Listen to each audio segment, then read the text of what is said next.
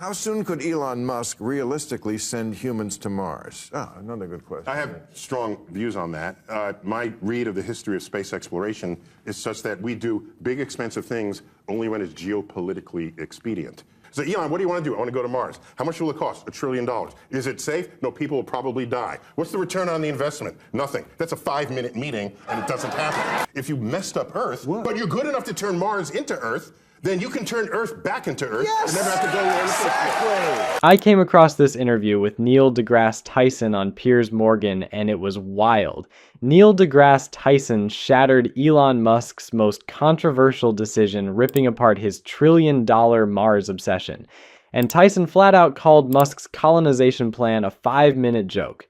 Unsafe, unaffordable, and completely pointless. In his killer blow, if you can terraform Mars, you can fix Earth. So why is Musk pushing a billionaire escape plan while our planet burns? What I can imagine happening is we feel geopolitically threatened, and we say, we got to put astronauts on Mars. And NASA says, oh my gosh, we don't have a spaceship.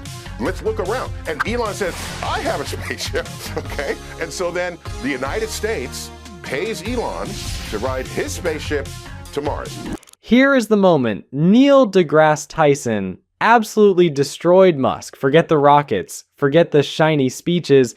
Tyson reduced Musk's Mars dream to the kind of pitch that wouldn't even survive 5 minutes in a boardroom. They asked the basics. How much will it cost?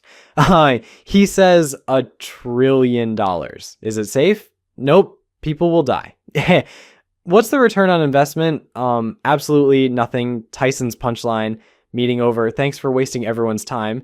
For him to just say, let's go to Mars because it's the next thing to do, what does that venture capitalist meeting look like? So, Elon, what do you want to do? I want to go to Mars. How much will it cost? $1 trillion.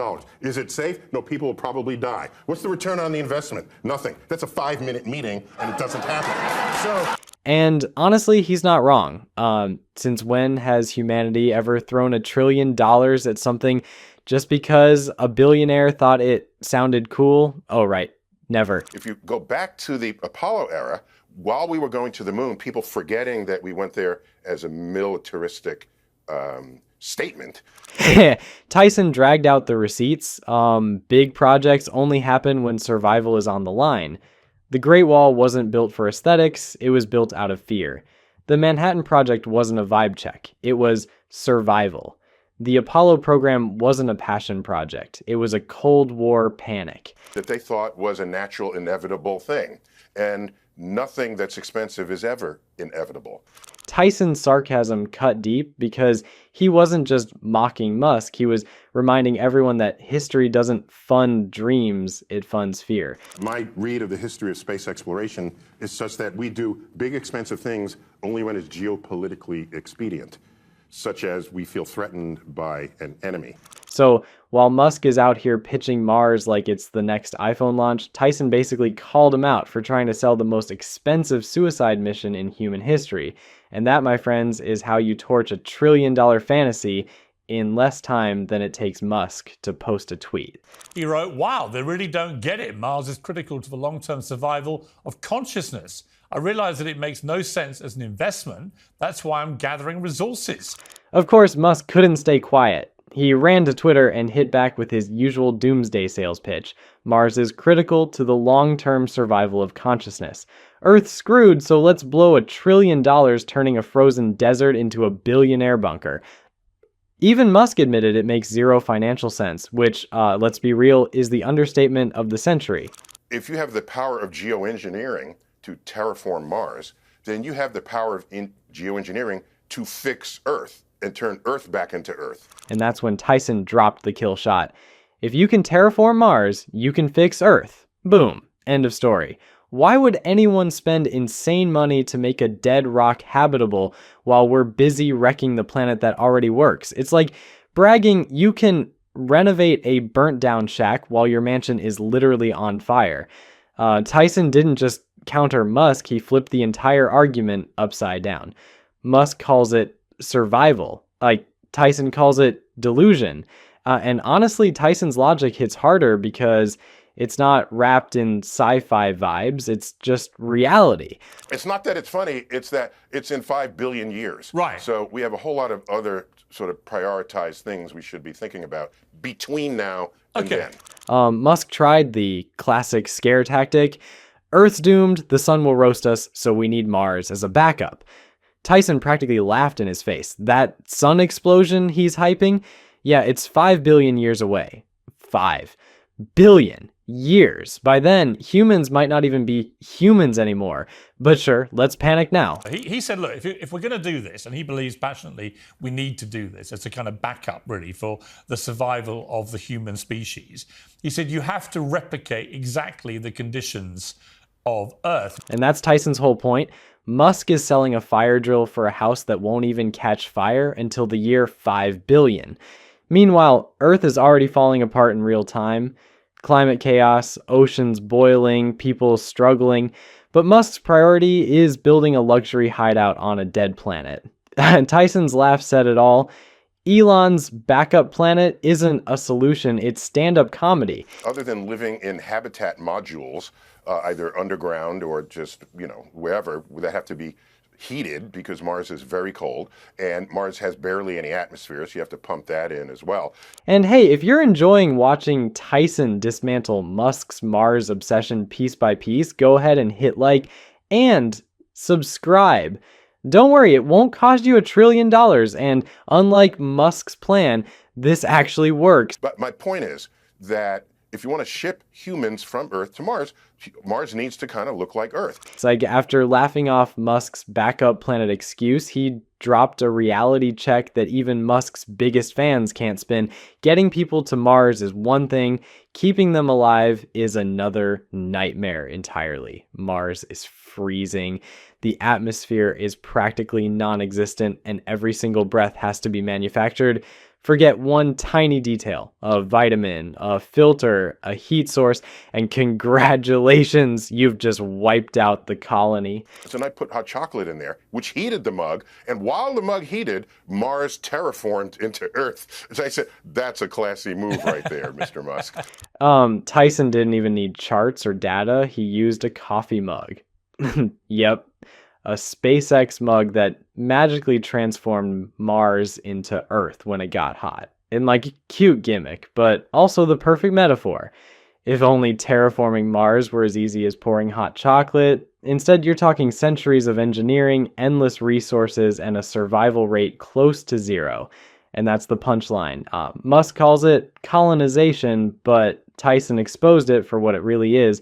Cosplay with spacesuits on a lifeless rock. And NASA says, oh my gosh, we don't have a spaceship. Let's look around. And Elon says, I have a spaceship, okay? And so then the United States pays Elon to ride his spaceship to Mars. Tyson then pulled the curtain back on the money game. He flat out said if Musk and a couple of other billionaires wanted to burn cash just to see astronauts walk on Mars, sure, they could do it as a vanity stunt. But SpaceX isn't just Musk's toy. It's a corporation with a board, investors, contracts, and salaries to pay. And no board on Earth is signing off on $1 trillion science project with zero return. That's where Tyson's sarcasm really hit. Musk wants us to believe Mars is humanity's destiny, but Tyson showed it's really just the world's most expensive hobby. Some billionaires buy yachts. Musk wants to buy a planet. So we went to the moon. We felt threatened by the Russians, the godless commies, around the world. And so these are the motivations that enable people to write checks. And here's where it gets embarrassing. Piers Morgan tried to play savior for Musk by dragging out the JFK comparison, as if Elon is the modern-day moonshot. Tyson shut that down instantly. He reminded everyone the moon landing wasn't about lofty speeches, it was about raw Cold War panic. The US wasn't racing to the moon because it sounded inspiring. It was racing to beat the Soviets before they turned space into a nuclear playground. And Tyson's takedown only got nastier. Because while Kennedy's inspiring words sound nice on YouTube clips, but the real reason billions poured into Apollo was survival, not inspiration. Musk can cosplay as the next JFK all he wants, but without an enemy breathing down our necks, his Mars plan is nothing more than hype in a shiny rocket suit. And in terms of going to Mars as a survival plan, if you think about what could put life at risk here on Earth, that could include, global, very serious pandemic, or asteroid strikes, or we trash the climate, whatever.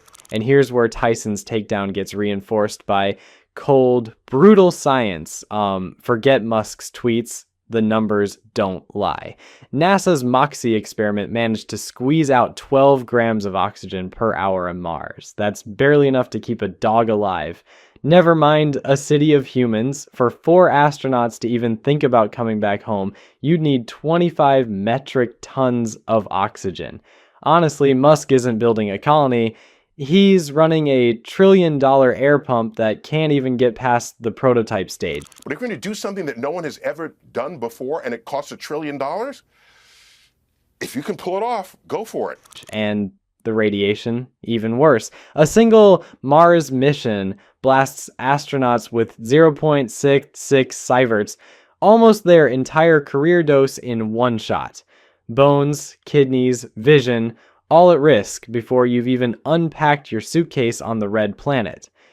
Tyson didn't need to say it outright, but the data screams Musk isn't planning a colony, he's planning a slow-motion health disaster. Our oceans will come to a rolling boil and evaporate into the atmosphere. The atmosphere will evaporate into space. And let's not even pretend about Martian farms. Studies say growing food, recycling water, and keeping humans sane in tiny metal boxes under constant stress is a psychological and political minefield. Tyson's point hits harder here. If Earth's already struggling with food, water, and mental health in paradise conditions, what makes Musk think Mars, a frozen, radiated desert, is the answer? No, he wants to terraform it. Terraform, yeah. That's a goal. Okay. I don't mind that as a goal if it gets you other achievements en route, but I think that's less realistic. That's the twist. Musk sells Mars as the bold future of humanity. Tyson, backed by science, exposes it as a death trap wrapped in hype. Now, drop your thoughts in the comments. Would you buy a ticket to Musk's Mars circus, or would you rather he spent that $1 trillion fixing Earth first?